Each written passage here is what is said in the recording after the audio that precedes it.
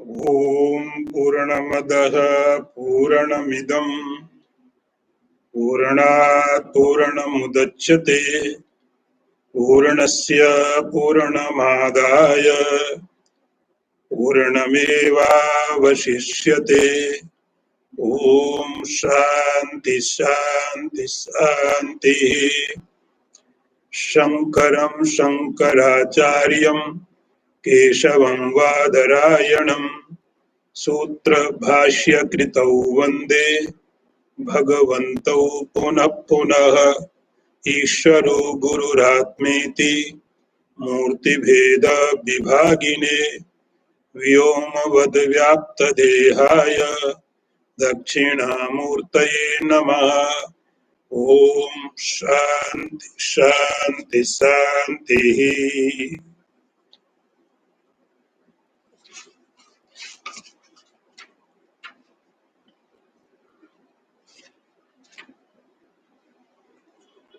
स्वात्मन्येव सदा स्थित्या मनो नश्यति योगिनः वासनानां क्षयश्चातः स्व अध्यास अपनयम कुरु।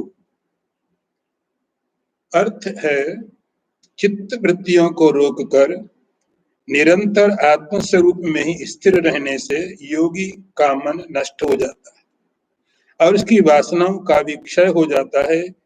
इसीलिए अपने अध्यास को दूर करो।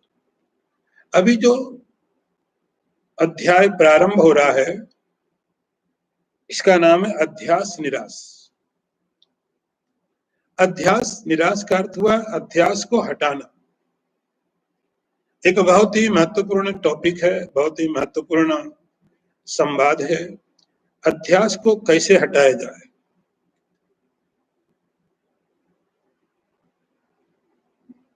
सब चीजों का जो मूल कारण है वह अध्यास है। अध्यास का अर्थ आपको वेदांत में बहुत बार सुनने को मिला है, अतस्मिन् तद्बुद्धि, कि जो चीज जैसी नहीं है उसको वैसा समझ लिया, जो जैसा नहीं है उसको वैसा समझा, उसका नाम अध्यास होता है। यहाँ पर जिसकी बात की जा रही है वह केवल आत्मा की है कि आत्मा जैसा है वैसा न समझ करके अपने आप को कुछ अलग तरीके से समझ लेना, इस प्रकार का जो अध्यास है। उस अध्यास के कारण ही समस्त चीजें, समस्त दुख, समस्त समस्याएं पैदा होती है।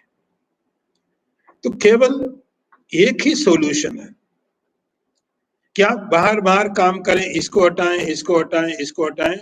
उससे अच्छा है, अब वेदांत कहता है कि आपको एक ही काम करना है। यदि आप कर सके तो आप अध्यास को हटा दो, सारी समस्याएं समाप्त। अध्यास को आप हटाइए। यहाँ पर शंकराचार्य जी जो प्रारंभ करते हैं, अलग अलग मेथड देते हैं अध्यास हटाने के लिए। अध्यास का अर्थ आपको सुप्रीम पोजीशन, यदि मैं बता दूं, सुपर इम्पोजिशन, कि जो चीज जैसी नहीं उसको वैसे समझ लेना अध्यास है। आत्मा का कुछ और स्वरूप है, हमने कुछ और समझा हुआ। ऐसा नहीं कि समझा नहीं है, जानते हैं हम, लेकिन कुछ अलग तरीके से जानते हैं। उसको करेक्ट करना है। यहाँ इन मंत्रों में, इन श्लोकों में शंकराचार्य जी ने एक अलग अलग मेथड दिया है। पहला है मेथड योग के अनुसार। योग के हिसाब से जो योगी लोग हैं वो अपने अध्यास को किस प्रकार से हटाएं। तो इसको समझने के लिए आपको पहले थोड़ा योग दर्शन के बारे में बातें सुननी पड़ेगी। पतंजलि कहते हैं योग का अर्थ होता योग चित्त वृत्ति निरोधा। योग का अर्थ होता चित्त की समस्त वृत्तियों का निरोध, समस्त वृत्तियों का निरोध। ऐसा कुछ नहीं कहा कि अच्छी वृत्तियों को आप बढ़ाइए, खराब को हटाइए। समस्त जितनी वृत्तियां हैं उन समस्त वृत्तियों का निरोध। तो योग यदि हम प्रारंभ करते हैं तो पतंजलि कहते हैं योग चित्त वृत्ति निरोधा।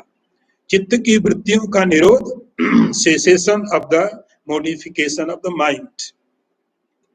तो समस्त चित्त की वृत्तियों का निरोध करना,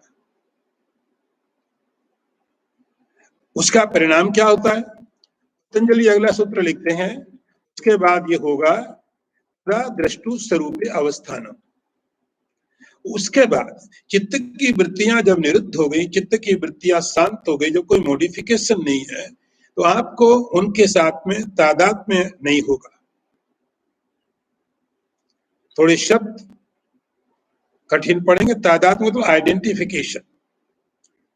तो चित्त के अंदर जब वृत्ति उठती है, कोई थॉट उठता है, हम उस थॉट में, उस वृत्ति में अपने को तादात्म्य कर देते हैं कि मैं यही हूं। जब समस्त वृत्तियां समाप्त हो जाती हैं, उस समय में अब दृष्टा अपने स्वरूप में स्थित होता है।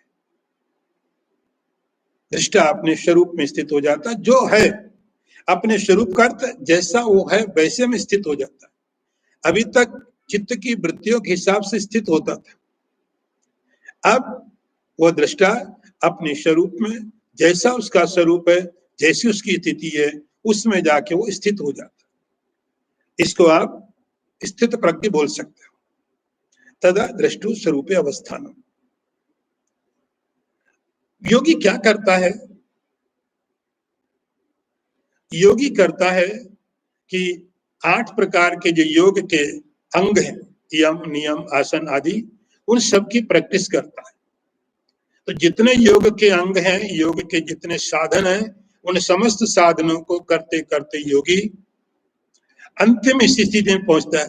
तो जो आपका टारगेट योगी का है, पतंजलि ने उसको बिल्कुल पहले बता दिया। आपका लक्ष्य क्या है, आपका टारगेट क्या, आपका गोल क्या है। अब गोल आगे कैसे मिलेगा, उसके बारे में आगे पूरा प्रोसेस शुरू होता है। यहाँ पतंजलि प्रारंभ में 2 सूत्र देते हैं। अब उन 2 सूत्रों को प्राप्त करने के लिए पूरा योग दर्शन आगे लगता है।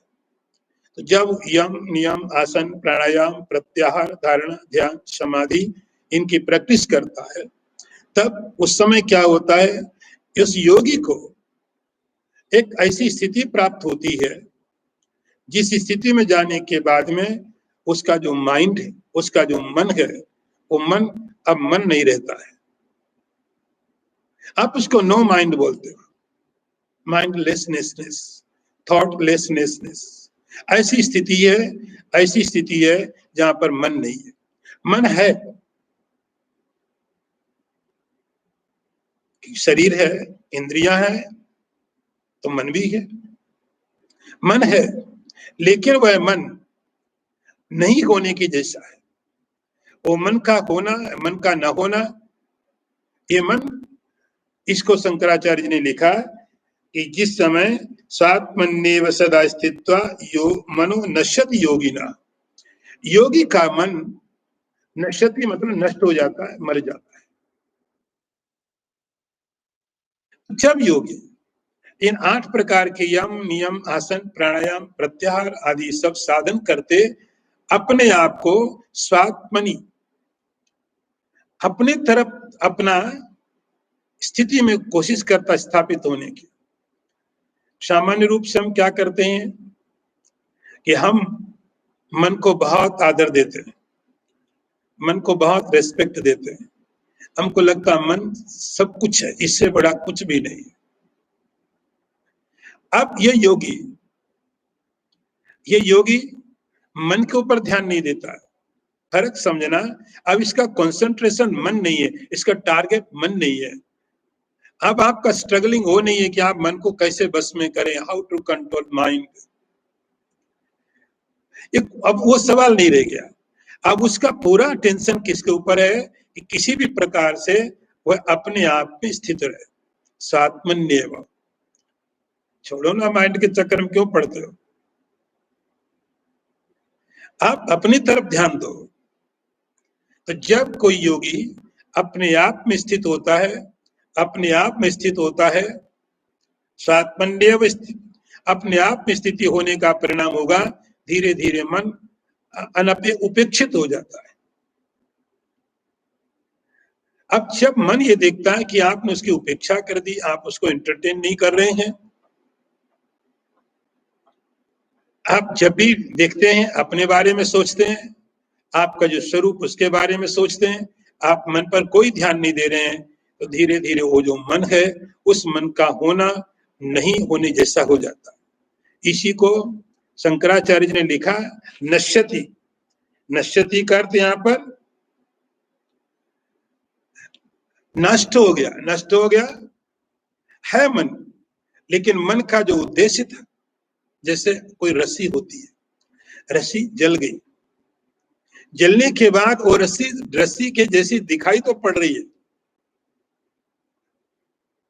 लेकिन वो रस्सी बांधेगी नहीं किसी को। जैसे आप किसी सीड्स को, बीज को आप भून दो, भूनने के बाद वो बीज आप वैसे दिखाई तो पड़ेंगे बीज के जैसे, लेकिन उनसे अब कोई स्प्राउट नहीं होगा, कोई अंकुर नहीं निकलेगा। ऐसे ही जब ये योगी अपने ऊपर ध्यान देता है, आप इतना मन को क्यों महत्व दे रहे हो? अपने पर ध्यान दो। आपकी जो महिमा है, आपकी जो ग्लोरी है, आपका जो वैभव है, आप उसकी तरफ ध्यान दो। तो जैसे जैसे आप ये योगी अपने तरफ कंसंट्रेट करता है, ये मन धीरे धीरे धीरे धीरे उपेक्षित होता है, और ये उपेक्षित मन, हारा हुआ मन, ये पराजित मन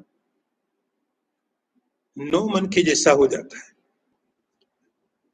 इसका होना नहीं होना आपके लिए कोई मूल्य नहीं रखता। इसी को अलग अलग तरह से लोगों ने व्याख्या दी।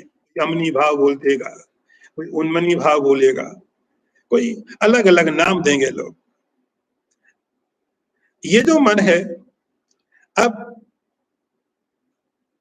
आपके पीछे चलेगा, जैसे एक नौकर किसी मालिक के पीछे चलता है।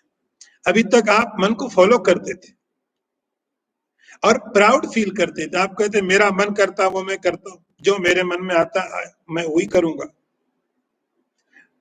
मैं किसी की नहीं सुनूंगा, जो मेरे मन में आएगा मैं वो करूंगा। आप उस समय मन को अपना स्वामी समझते हैं, मन को मालिक समझते हैं, आप फॉलो करते हैं। अब ये मन योगी को फॉलो करता है। योगी कहता मुझे ये है चाहिए, ये मेरा डिसीजन है, मन उसको फॉलो करता है। मन का अलग से कोई अस्तित्व नहीं है। मन का काम है उसके हर डिसीजन को, हर निर्णय को सुनना और मानना।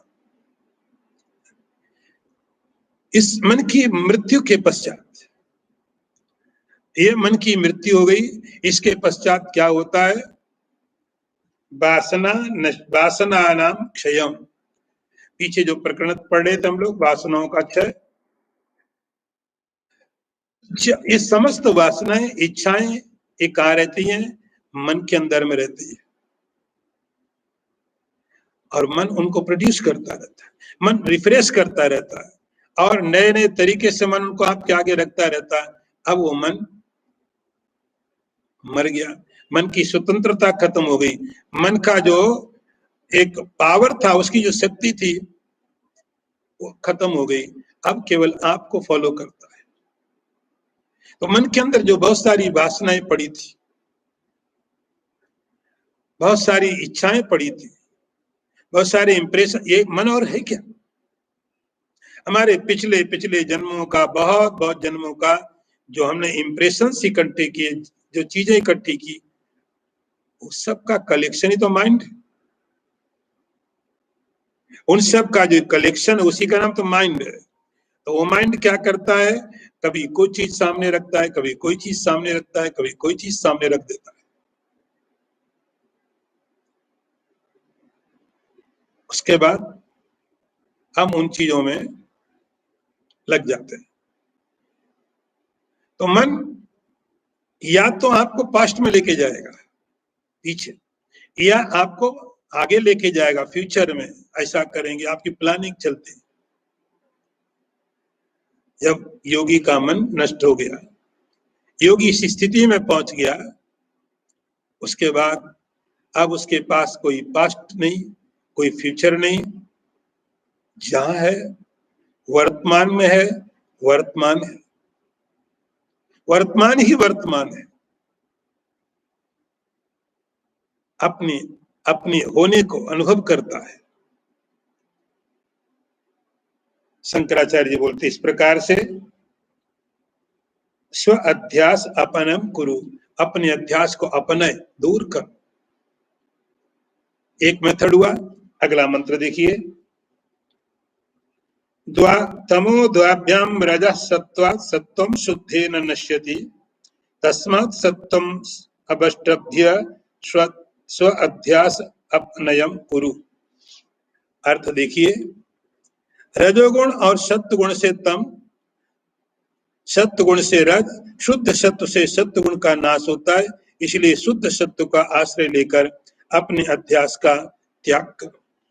अगला मंत्र जो है, ये शंकराचार्य जो प्रस्तुत यहाँ कर रहे हैं वो है सांख्य योग के हिसाब से, कि सांख्य योग के हिसाब से यदि आपको अपने मन को, अपने अभ्यास को दूर करना है, आपको सांख्य योग किस प्रकार से मदद करेगा, सांख्य योग का तरीका क्या है, आपको किस प्रकार से सांख्य योग आपको इस रास्ते में पहुंचा सकता है।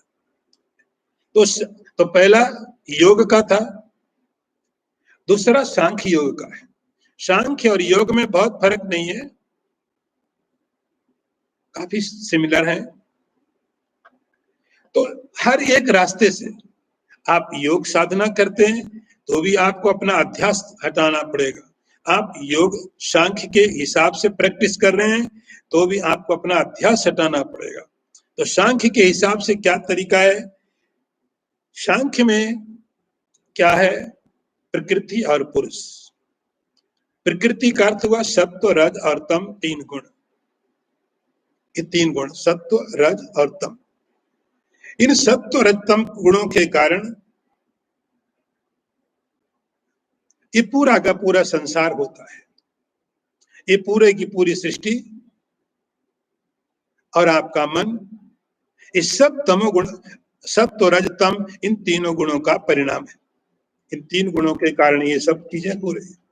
तो जितनी सृष्टि है, जितना क्रिएशन है, सब का सब तीन गुणों के कारण है, सत्व, रज और तम। तीन गुणों के कारण ही ये सारी की सारी सृष्टि है। आपका मन है, आपका शरीर है, इंद्रियां हैं, पूरा का पूरा संसार इन तीन गुणों के कारण है। ये सांख्य का सिद्धांत है। ये तीन गुण समस्याएं हैं। ये तीन गुण समस्याएं हैं जो आपको बार बार मुश्किल में डालती है। कभी सत्व गुण आपको परेशान करता है, कभी रजोगुण करता है, कभी तमोगुण करता है। लेकिन ये संसार त्रिगुणात्मिका है, तीन गुणों से बना हुआ है। अब यदि कोई सांख्य के द्वारा प्रैक्टिस कर रहा है, वो इन गुणों को कैसे पार करे?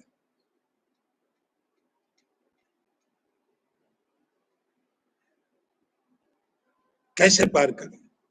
सत्व गुण आपके जीवन को प्रभावित करता है। जब मन में सत्व गुण होता है तो आपके मन में होता है कुछ अच्छा करें, कुछ अच्छा सोचें, कुछ अच्छा खाएं, कुछ अच्छा बोलें। ये संकल्प आता ही तब है, भद्रम करणे भी आपके मन में तब आएगा जब अंदर में सत्व गुण होगा। अच्छा पढ़ें, अच्छा बोलें, अच्छा सोचें, अच्छा कुछ करें,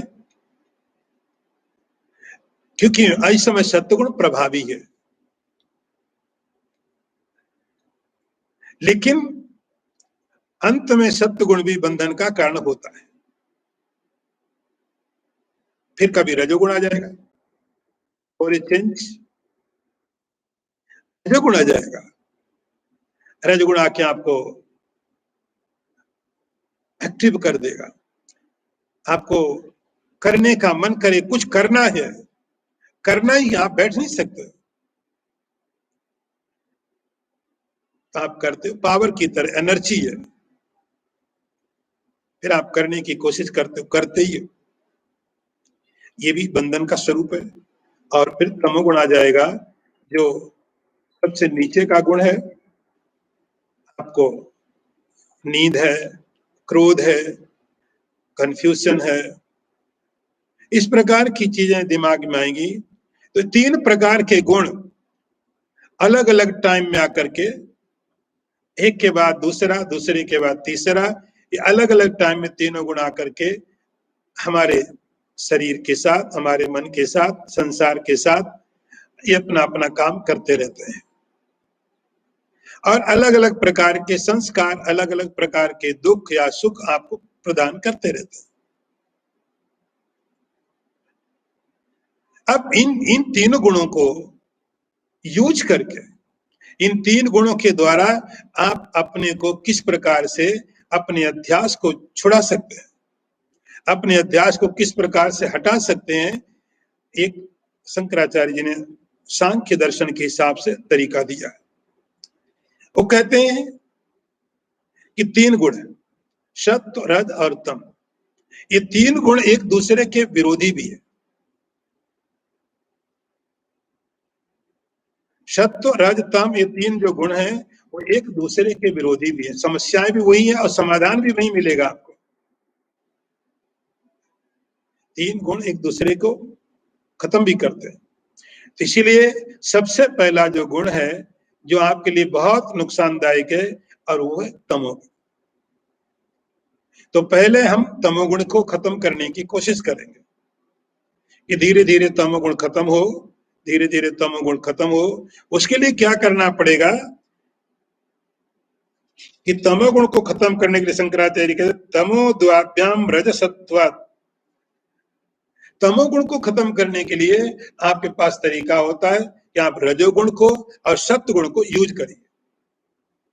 अपने अंदर रजोगुण बढ़ाइए, अंदर सत्वगुण बढ़ाइए। तो जब सत्वगुण बढ़ेगा, रजोगुण बढ़ेगा, तब धीरे धीरे तमोगुण कम होने लगेगा। तो सत्वगुण को बढ़ाना है, रजोगुण को बढ़ाना है, किस लिए कि आपको तमोगुण को खत्म करना है। तो तमोगुण को समाप्त करने के लिए सत्वगुण और रजोगुण को साथ में मिलाइए और तमोगुण को खत्म कीजिए।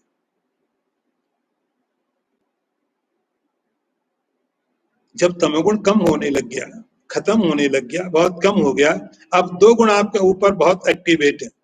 तमोगुण है लेकिन नहीं के जैसा।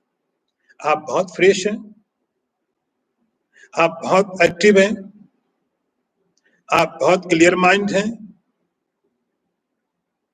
अच्छा सोचते हैं। तो आपके अंदर तमोगुण कम हो गया, अब रजोगुण और सत्वगुण ये दो गुण रह गए। उसके बाद शंकराचार्य अगला स्टेप बताते हैं, रजोगुण को खत्म करने के लिए अब सत्वगुण का उपयोग करिए। रजोगुण को खत्म करने के लिए अब आपको सत्वगुण का उपयोग करना है। धीरे धीरे अपने इस प्रकार से सत्वगुण को बढ़ाइए। तो जैसे जैसे सत्वगुण बढ़ेगा और रजोगुण अपने आप धीरे धीरे खत्म होने लगेगा। जैसे जैसे सत्वगुण बढ़ेगा वैसे वैसे रजोगुण खत्म होने लग जाएगा। तो पहले आपने सत्व और रजोगुण को लेकर के तमोगुण को खत्म किया या बहुत कम कर दिया, रिड्यूस कर दिया। उसके बाद सेकेंड लेवल में आपने क्या किया, सत्वगुण का उपयोग करके रजोगुण को कम किया। रजोगुण को बहुत कम कर दिया, बहुत रिड्यूस कर दिया, रजोगुण नहीं के जैसा हो गया। अब सत्वगुण बहुत बढ़ गया। लेकिन ये सत्वगुण भी आपको खत्म करना है। तो सत्वगुण कैसे खत्म होता है, उसके लिए यहां शब्द देखिए, सत्वम शुद्धेन नश्यते। अब उस सत्व में भी, सत्व गुण में भी अब आप और अच्छे सत्व की तरफ जाइए और उसको प्यूरिफाई करिए और उसको थोड़ा लिमिटेड कर दीजिए। पहले तो आपने रजोगुण को खत्म करना था, तो जो भी कुछ सात्विक चीजें थी आप उनका उपयोग कर रहे थे, क्योंकि रजोगुण को दबाना है, रजोगुण को खत्म करना है। तो जो कुछ भी ऐसी चीजें थी सत्व से जुड़ी हुई, आप सबको इकट्ठा कर रहे थे। अब आप क्या कर रहे हैं कि सत्व गुण को लिमिटेड करिए और प्योर करिए और प्योर करिए। धीरे धीरे सत्व गुण अपने आप खत्म हो जाएगा।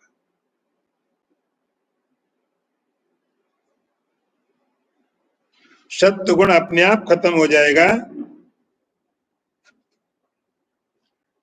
इसको गुणातीत बोलते हैं, त्रिगुणातीत बोलते हैं, अतीत, बियॉन्ड, गुणों से ऊपर चला गया। सत्य गुण से उठने के लिए आपको केवल सत्य को और प्योरीफाई करना है। ये समझना है कि ये भी बंधन है, ये समझना है इससे भी उठना है, लेकिन सत्य गुण आपको बहुत ज्यादा फिर परेशान नहीं करता, वो धीरे धीरे अपने आप रिड्यूस हो जाता है।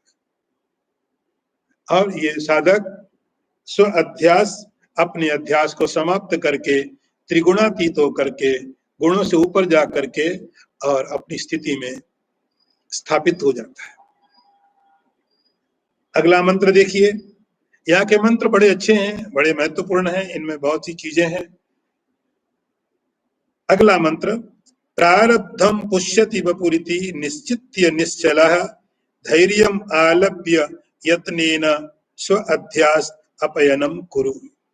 अर्थ देखो, प्रारब्ध ही शरीर का पोषण करता है, ऐसा निश्चय कर निश्चल भाव से धैर्य धारण करके यत्न पूर्वक अपने अध्यास को छोड़ो। अब तीसरा एक और रास्ता बताया गया है, तीसरा एक और रास्ता दिया गया है। सांख्य का देखा आपने, योग का देखा, दो देख लिए। अब तीसरे रास्ते में यहाँ पर पुराण का रास्ता। पुराण, पुराण हर फिलोसफी के साथ जुड़े होते हैं। पुराणों में हर एक फिलोसफी को कहीं ना कहीं कोई जगह मिलती है। तो पुराण के हिसाब से शंकराचार्य जी विचार करते हैं, आपको अपने अध्यास को खत्म करना है तो एक और एंगल पुराण का लीजिए। इसमें क्या है, प्रारब्धम पुष्यति वपुरिति निश्चित्य निश्चला। हमारी एक कॉमन प्रॉब्लम क्या है, एक हमारी सामान्य समस्या सबके साथ क्या होती है, और वो शरीर की होती है। शरीर, शरीर, क्योंकि हम शरीर के साथ इतने अटैच्ड हैं, इतने ज्यादा तादात्म्य किया हुआ है, हमें फर्क नहीं मालूम पड़ रहा है कि शरीर कुछ और है, मैं कुछ और हूं। हमें तो लगता है कि बस यही जो है वही मैं हूं, यदि ये है तो मैं हूं, ये नहीं है तो मैं नहीं हूं। शरीर का होना ही जैसे मेरा होना है, शरीर का होना ही मेरी सत्ता है। अब उस शरीर को हर तरह से हम संभालने की कोशिश करेंगे। हम सारा प्रयत्न, हमारी सारी थिंकिंग, हमारा सारा लाइफ, हमारी सब एक्टिविटी केवल एक ही तरफ जाती है, एक ही तरफ जाती है कि किसी तरह से शरीर को सेफ करो, शरीर को बचाओ। हमारा सारा अस्तित्व शरीर के साथ हमें मालूम पड़ता है। इसलिए हम ज्यादा ध्यान देते हैं, बहुत ध्यान देते शरीर पर। ऐसा लगता है शरीर नहीं तो हम नहीं। लेकिन ये शरीर आपका एक बहुत बाहर का स्तर है, आप इसे कहीं ज्यादा, आप इसे कहीं ज्यादा, कहीं गहरा आपका अस्तित्व है। ये शरीर आपके अस्तित्व को केवल बताने का एक माध्यम है। ये शरीर माध्यम है केवल ये बताने के लिए आपकी सत्ता है कि आत्मा तो सब जगह है, लेकिन वो सब जगह मालूम नहीं पड़ती है। मालूम वहां पड़ती जहां शरीर होता है। तो शरीर इस बात को बताता है, एक्सप्रेस करता आपको, लेकिन आप कहीं और शरीर से ज्यादा है। आपका अस्तित्व, आपकी सत्ता शरीर से बहुत ज्यादा है।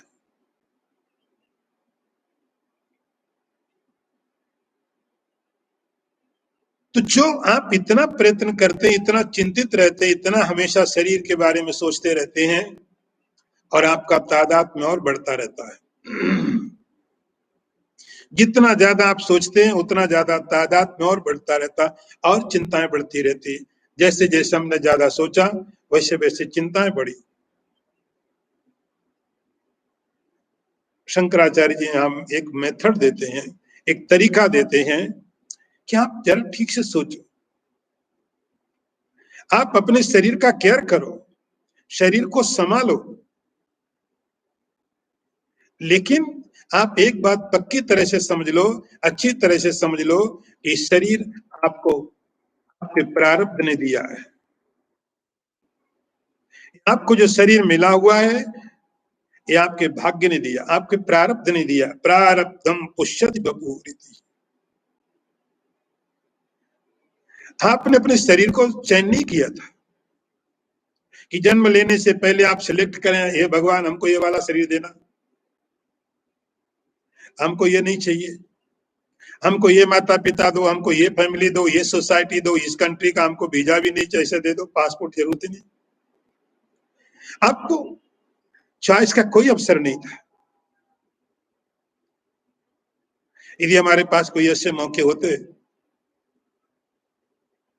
तो हर व्यक्ति एक अच्छा शरीर चुनता, एक स्वस्थ हेल्दी शरीर चुनता, एक अच्छी फैमिली, अच्छा परिवार, अच्छी सोसाइटी। लेकिन ऐसा तो नहीं होता सबके साथ। हर व्यक्ति कोशिश करता अच्छा शरीर मिले उसको, अच्छी सोसाइटी नहीं। तो इतनी जो वैरायटी देख रहे हैं, इतनी जो चीजें देख रहे हैं, ये आपको किससे मिली? प्रारब्ध के कारण। आपके प्रारब्ध जो पास्ट लाइफ्स के कर्म थे उनके कारण, जो अच्छे थे खराब थे, उन कर्मों से लेकर के ईश्वर ये मनुष्य का शरीर देता है, या जो भी शरीर मिलता है। इसलिए शरीर को लेके हम किसी को ब्लेम नहीं कर सकते। कहीं न कहीं हम उसके लिए रिस्पॉन्सिबल है। तो हमें जो शरीर मिला है उसका कारण हमारा प्रारब्ध है। शरीर प्रारब्ध से मिला हुआ है, और प्रारब्ध ही शरीर को अभी संभाल रहा है। शरीर को कौन संभालता? प्रारब्ध। हम लोग जरूर शरीर की चिंता कर सकते हैं, लेकिन शरीर का जो रियली मेंटेनेंस है वो आपका प्रारब्ध करता है। और इसका जो अंतिम लक्ष्य, अंतिम जो पड़ाव है, वहां तक भी प्रारब्ध ही पहुंचाता है। हमारे पास कुछ सीमित स्वतंत्रता है। आप शरीर के लिए ये कर सकते हो, हमारे पास स्वतंत्रता है, लिमिटेड है। हम इतना अपने शरीर का केयर करते हैं, खाने में, पीने में। मालूम भी है, आज तो हर आदमी डॉक्टर है, हर आदमी विटामिन की, प्रोटीन्स की बात भी करता है, डाइट की, एक्सरसाइज की। हर आदमी डॉक्टर है, लेकिन हर आदमी बीमार है। सबको इतनी चीजें मालूम है, विटामिन क्या है, प्रोटीन्स क्या है, ये लेना, आपको ये लेना है, कार्बोहाइड्रेट लेना, ये लेना है, और मार्केट में चीजें अवेलेबल है, आप ले भी सकते, लेते हैं। हर आदमी डॉक्टर है, हर आदमी जानकार है, लेकिन हर आदमी बीमार है। Diabetes, blood pressure, sugar, heart, kidney, liver, इतनी सारी बीमारियां हो रही हैं पूरी दुनिया में। मालूम होने के बाद जो लोग पहले ना समझते, जिनको पता नहीं था कि हमको विटामिन लेने चाहिए, प्रोटीन्स लेने चाहिए, वो लोग बीमार हो जाएं, ठीक है, मालूम नहीं था उनको प्रोटीन लेना है, विटामिन लेना है, कार्बोहाइड्रेट लेना है। हमको सब मालूम है, चीजें अवेलेबल है, लेकिन वो लोग ज्यादा बीमार हैं। वो लोग ज्यादा हेल्दी थे जिन्हें नहीं मालूम था, सुविधाएं नहीं थी, क्योंकि आपके शरीर का प्रारब्ध है, आपके शरीर का प्रारब्ध, उस शरीर के प्रारब्ध को कैसे शरीर को मेंटेन करना उसको मालूम है। अभी आप देखो पूरी दुनिया में कलेक्टिव प्रारब्ध होता है, कलेक्टिव, इकट्ठा। एक तो आपका व्यक्तिगत प्रारब्ध होता है जिसको आप भोगते हो, एक कलेक्टिव बोलते सामूहिक प्रारब्ध। एक नहीं दिखाने वाला वायरस एंटर करता है, सारी दुनिया मजबूर है। सब चीजें एडवांस मेडिकल साइंस है, पावर है, लेकिन कुछ नहीं। लोग मर रहे हैं और उस सारी की सारी ताकतें लोगों को देख रहे हैं, लोग मर रहे हैं, क्या कर पा रहे हो? इसको बोलते कलेक्टिव प्रारब्ध, सामूहिक प्रारब्ध सब लोगों का। ऐसे ही हमारे शरीर के अंदर जो प्रारब्ध शरीर को मेंटेन करता है, आप कितना भी केयर करो, कितना भी आप संभालो, लेकिन फिर भी बीमारी हो रही। ऐसा नहीं कह रहे कि आप शरीर का केयर मत करो, आप केयर करो, संभालो शरीर को, लेकिन चिंता मत करो। आप ऐसा सोचो, प्रारब्धम पुष्यति वपुरिति ही निश्चित निश्चला, ऐसे करके निश्चित हो जाओ।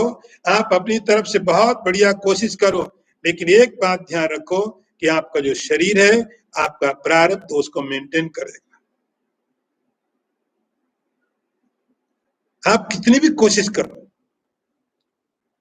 लेकिन आपके शरीर को चलाने का काम आपका प्रारब्ध करेगा। प्रारब्धम, तो शरीर को मेंटेन करने का, शरीर को चलाने का काम प्रारब्ध का है। जिसने शरीर को बनाया, जो शरीर को चला रहा है, शरीर को संभाल रहा है, उसका काम है। ऐसा समझ करके निश्चित निश्चला, आप निश्चिंत हो जाओ। ऐसा नहीं कह रहे आप क्रियाएं मत करो, शरीर के लिए रोटी मत कमाओ, कपड़े मत दो, भोजन मत दो, पानी मत दो, आप करो। आप शरीर के लिए बहुत कुछ करो, लेकिन एक चीज कृपा करके छोड़ दो, उसका नाम है चिंता। आप चिंता करके उस बीमारी को और बढ़ा सकते हो, कम नहीं कर सकते हो। धैर्यम आलम्ब्य, धैर्यम आलम्ब्य, धैर्य पूर्वक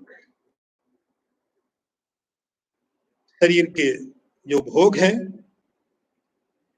शरीर के भोग का अर्थ है कि आपने सारे प्रयत्न कर लिए, उसके बाद में भी जो चीजें घटित हो रही हैं, वो शरीर का भोग है। शरीर का भोग यह है कि आपने जो भी पॉसिबल चीजें थी, आपने सब कर लिया, लेकिन फिर भी आप उस चीज को नहीं समाधान कर पाए, इस शरीर का भोग है। आपने बढ़िया दवाई ले ली तो भी शुगर नहीं गया, अच्छे आपने सर्जरी करा ली तो भी हार्ट की बीमारी नहीं गई, इस शरीर का भोग है। ऐसा नहीं कह रहे कि बीमारी आए आप इलाज मत करो, भूख लगे भोजन मत करो, लेकिन धैर्यम आलम्ब्य, बहुत धैर्य पूर्वक। फिर सब कुछ करने के बाद में, आपके प्रयत्न करने के बाद में जो रिजल्ट आता है, वो प्रारब्ध का है। तो आपके शरीर को प्रारब्धम पुष्यति वपुरिति, आपका शरीर, और न केवल शरीर, आपका पूरा संसार, आपका पूरा संसार प्रारब्ध ही उसको चलाता है। शरीर, शरीर के लिए जो भोग सामग्री है, वो कौन देता है? तो बपुरी थी, इसका अर्थ हुआ केवल शरीर ही नहीं, शरीर के लिए आवश्यक जो भोग सामग्री, रहने के लिए घर, पहनने के लिए कपड़े, खाने के लिए जो चीजें, प्रारब्ध देता है। आप प्रयत्न करिए, आपका प्रयत्न प्रारब्ध के कारण सफल होता है। तो धैर्य पूर्वक, धैर्यम आलम्ब्यतनेन, तो साधक के लिए शंकराचार्य यहां बता रहे हैं कि साधक को क्या है कि संसार और शरीर, इस आपका शरीर, आपका संसार, इसका पालन कौन करता? आपका प्रारब्ध। आप कभी किसी चीज थोड़ा प्रयत्न करते हो, सफल हो जाते हो।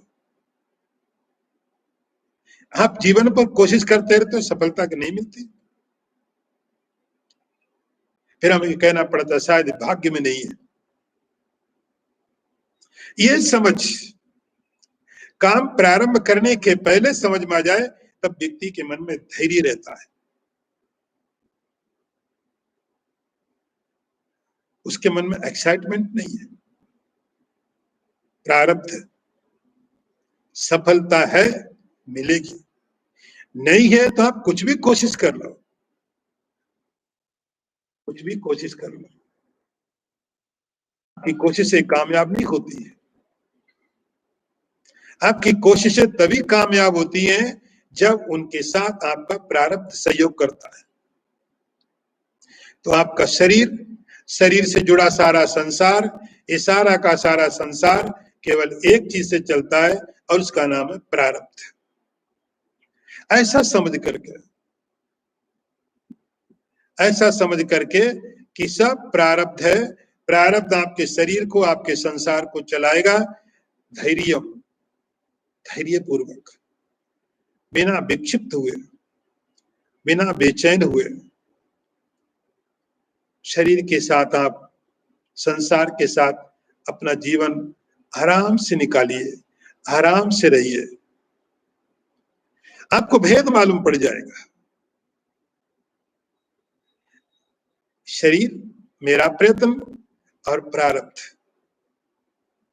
तो शरीर की ज्यादा चिंता न करके शरीर के लिए आप काम करिए, शरीर को प्रारब्ध पर छोड़ दीजिए, संसार प्रारब्ध पर। हम थोड़ा उल्टा सोचते हैं। हम सोचते हैं यदि लिखा होगा तो आगे चलकर वेदांत की अध्ययन कर लेंगे। हम सोचते हैं यदि भाग्य में होगा तो आगे चलो कभी कोई क्लास अटेंड कर लेंगे, आगे कुछ लिखा होगा, भगवान चाहेगा। लोगों के कमेंट ऐसे होते हैं, यदि भगवान ने चाहा तो मैं भी जरूर वेदांत का अगला कोई टेक्स्ट चलेगा तो मैं भी पढ़ूंगा, भगवान ने चाहा तो। लेकिन संसार के लिए हम ये नहीं चाहते, सोचते भगवान ने चाहा नहीं, हम करेंगे। हम चाहते हैं संसार के लिए, हम चाहते हैं, हम करेंगे, हम करते हैं। बात ईश्वर की है तो बोले भगवान ने चाहा तो जरूर हम भी, अगला कोई क्लास चलेगा, अगला कोई टेक्स्ट चलेगा तो हम भी पार्टिसिपेट, हम भी पढ़ेंगे। भगवान ने चाहा तो जरूर सुनेंगे। अध्यात्म का ये चिंतन है, इसमें आपको सोच थोड़ी अलग तरीके से लानी पड़ेगी। ईश्वर, अध्यात्म आप चाहो और संसार ईश्वर पर छोड़ दो। भगवान चाहेगा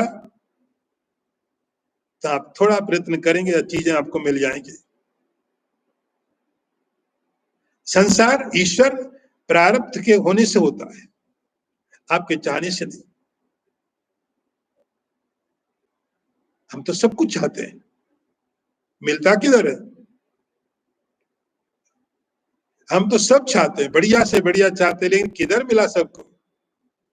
तो ध्यान रहे, संसार ईश्वर और प्रारब्ध के कारण आप प्रयत्न से प्राप्त करते हैं, लेकिन आपकी जो आध्यात्मिक यात्रा है उसमें आपकी चाहत, आपकी इच्छा सबसे ज्यादा जरूरी है। आप थोड़ा उल्टा करके सोचिए, थोड़ा विपरीत एंगल से सोचिए।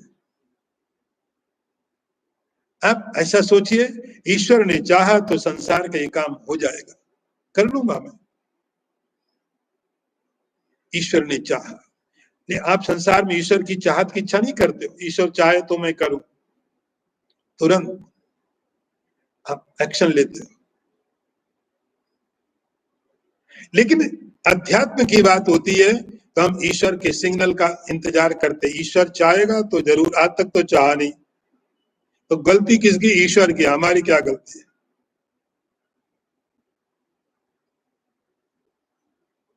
साधक शंकराचार्य जी बोलते हैं धैर्यम आलम्ब्य, आपका संसार, आपका शरीर प्रारब्ध के अधीन है। आप प्रयत्न करिए, ईश्वर की इच्छा होगी, आपका प्रयत्न सफल हो जाएगा। लेकिन आपकी आध्यात्मिक साधना, आपकी आध्यात्मिक साधना आपकी इच्छा पर है। सबसे सॉलिड बेस आपकी इच्छा है। अभी इसी समय करना है, अभी इसी समय, देर नहीं कर सकता। ईश्वर के सिग्नल का इंतजार नहीं करूंगा, ईश्वर तो तैयार है। धैर्यम आलम्ब्य, इस प्रकार यत्न पूर्वक शरीर को प्रारब्ध के हवाले कर दो। इस शरीर संसार प्रारब्ध से चलेगा। आपका काम है आप अपने आप को अलग से समझिए। इस प्रकार से अपने अध्यास को अलग दूर करिए कि मैं शरीर हूं, ये अध्यास आप निकालिए। अगला मंत्र देखिए, नाहम जीवा परम ब्रह्म इत्येत व्यावृत्ति पूर्वकम वासना वेगता प्राप्त स्व अध्यास अपनयम कुरु। आखिरी का मंत्र आज का है। यह मंत्र, जो मेथड है जो आपको यहाँ बताया जा रहा है, यह मंत्र आपको, यह मेथड वेदांत के हिसाब से। चौथा तरीका बता रहे हैं यहाँ पर आज। पहला योग हो गया, सांख्य हो गया, पुराण हो गए, अब वेदांत किस प्रकार से अप्रोच करता है। इस अध्यास को दूर करने के लिए वेदांत किस प्रकार से अप्रोच करता है, उसकी क्या मेथड, क्या शैली, क्या है। नाहम जीवा, पहली बात, आप अध्यास में क्या होता है कि मैं जीव हूं। वेदांत डायरेक्ट अप्रोच करता है, डायरेक्ट। बाकी फिलोसफी, बाकी दर्शन थोड़ा साइड से एंटर करते हैं, काम वही करने की कोशिश करते हैं, लेकिन थोड़ा दूर से, थोड़ा साइड से। वेदांत डायरेक्ट अप्रोच करता है, डायरेक्ट स्ट्राइक करता है। अध्यास क्या बोलता है? मैं जीव हूं, मैं शरीर हूं, मैं प्राण हूं, मैं मन हूं, मैं बुद्धि हूं, इंद्रिया हूं। इसी का नाम तो अध्यास,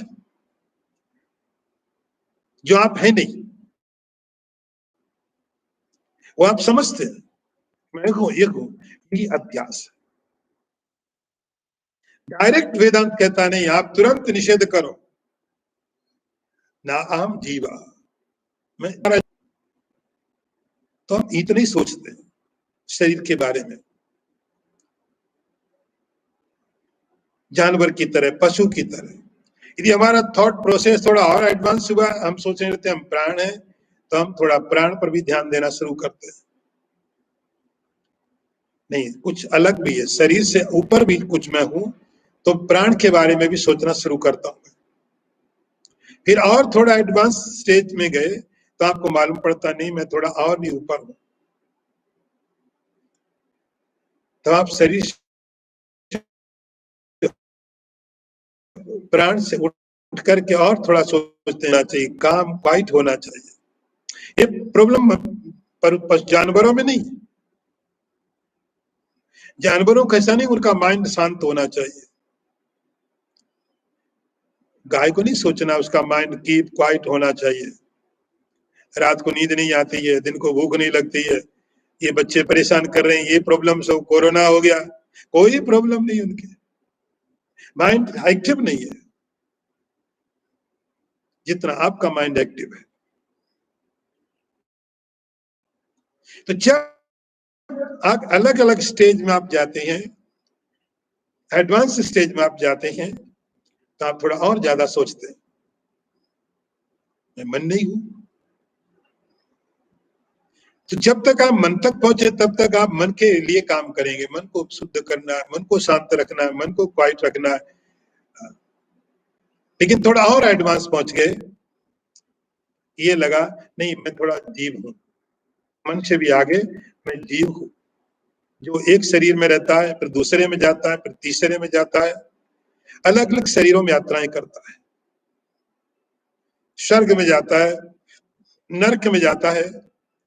तब आप शरीर के छोड़ करके, मन को छोड़ के उस जीव के लिए भी काम करते हो। मृत्यु के बाद क्या होगा, आप उसके लिए भी काम करते हो, आप जीव के लिए काम करते हो। अगला स्टेज है, यहां शंकराचार्य जी बोलते हैं डायरेक्टली आप इस वेदांत के अप्रोच में जाएंगे। वेदांत बोलेगा सीधे आप मना करो, ना हम जीवा, I am not individual soul, मैं जीव नहीं हूं, मैं इस शरीर के अंदर रहने वाला लिमिटेड नहीं हूं, सीमित नहीं हूं, मैं इससे कहीं और आगे, मैं शरीर तक नहीं हूं, क्या हूं, ब्रह्म इत्येतत्, डायरेक्ट मैं ब्रह्म हूं, सुप्रीम कॉन्शियसनेस हूं, अल्टीमेट रियलिटी हूं, मैं अनलिमिटेड हूं, केवल शरीर के अंदर मैं नहीं हूं, शरीर के अंदर भी हूं, सब का सब मेरे अंदर है, पूरा ब्रह्मांड, पूरा कॉस्मोस, पूरी यूनिवर्स, पूरा क्रिएशन सब मेरे अंदर है, क्योंकि मैं ब्रह्म हूं। केवल इस शरीर के अंदर हूं ऐसा नहीं है, मैं सब जगह सारे शरीरों के अंदर हूं। अहम नाहम जीवा, पहली बात आप तुरंत मना कर दिया साधक, मैं जीव नहीं हूं, मैं ब्रह्म हूं।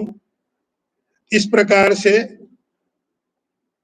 अपने को जीव भाव का निषेध कर देता, व्यावृत्ति पूर्वकम, आई एम नॉट जीवा, मैं जीव नहीं हूं। तो पहला ये निश्चय आपको मना करना पड़ेगा कि मैं जीव हूं, आप इस निश्चय को मना करिए।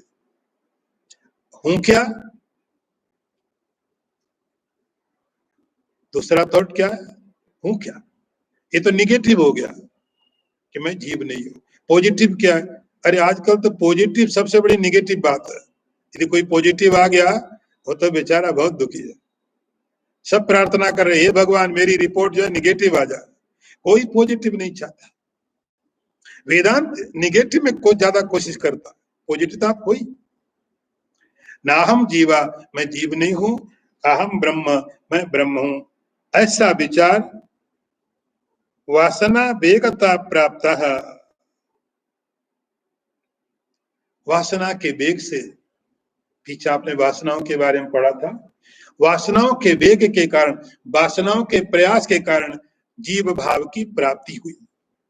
आप जीव हो नहीं, ये जीव भाव आया कैसे, वासनाओं के कारण। पीछे पीछे हमने इतने सारे काम किए, इतने संस्कार, इतने इंप्रेशंस हैं, इतना बड़ा प्रारब्ध है, ये बहुत सारी चीजें हैं, उन चीजों के कारण हमारे अंदर में आया एक भाव कि मैं जीव हूं, मैं करता हूं, मैं भोगता हूं, मैंने किया, मैंने भोगा। तो अनेक प्रकार की जो वासनाएं हैं, अनेक प्रकार के जो संस्कार हैं पिछले पिछले जन्मों से, उन सब ने क्या बता दिया कि आप जीव हो। आपके ऐसे जो गलत अनुभव हो गए, गलत निर्णय हो गए, उन निर्णयों के कारण पक्की तरह बैठ गया मैं जीव हूं। ये भी एडवांस थॉट है, मैं इस शरीर में हूं, अगले फिर किसी में चला जाऊंगा, फिर कहीं और यात्रा करूंगा, फिर कहीं और जाऊंगा। इस प्रकार ये भी थॉट है, लेकिन आप इतने लिमिटेड नहीं हो। आप इस थॉट को निषेध करिए, मना कर दो, डायरेक्ट मना कर दो, कुछ नहीं विचार करना, आई एम नॉट जीवा। तो समस्त वासनाओं को आप मना कर रहे हो, आप सारे पास्ट को मना कर रहे हो, सारा पास्ट आपने बोल दिया नहीं, मैंने नहीं, मैं जीव नहीं हूं, मैं किसी का परिणाम नहीं हूं, मैं जीव नहीं हूं, ब्रह्म हूं। ऐसा जो जीव भाव अनेक प्रकार की वासनाओं से प्राप्त हुआ, आप उसको निषेध कर दीजिए। इस प्रकार से आप अपने अंदर जो आपका अध्यास यह है कि मैं जीव हूं, मैं पंचकोश में मन हूं, प्राण हूं, इस अध्यास को आप मना कर दीजिए। ये चौथा साधन आज का। ओम पूर्णमदः पूर्णमिदं पूर्णात् पूर्णमुदच्यते पूर्णस्य पूर्णमादाय पूर्णमेवावशिष्यते। ओम शांति शांति शांतिः। शंकरं शंकराचार्यं केशवं वादरायणं सूत्रभाष्यकृतौ वन्दे भगवन्तौ पुनः पुनः। ईश्वरो गुरुरात्मेति मूर्तिभेद विभागिने व्योमवद्व्याप्तदेहाय दक्षिणामूर्तये नमः। ओम शांति शांति शांति।